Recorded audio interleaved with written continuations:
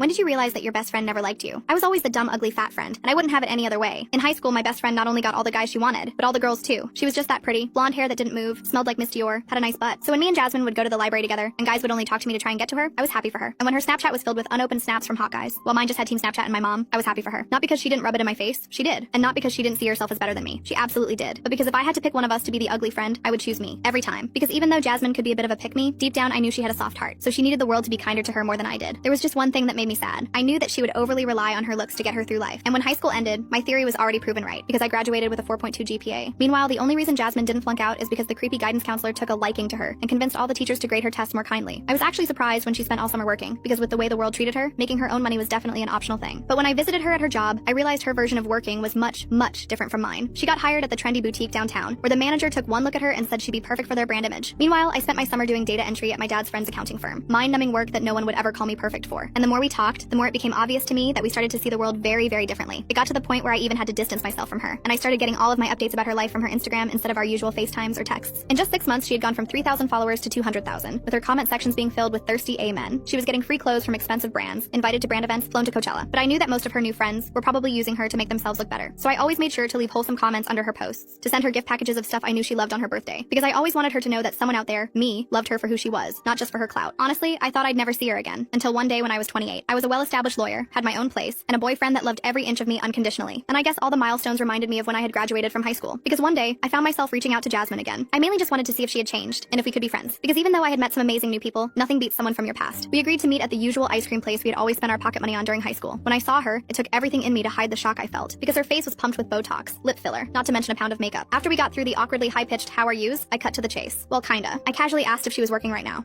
Well, you see, I was, but I just smiled. Because I had an ace up my sleeve, and that ace was a job offer.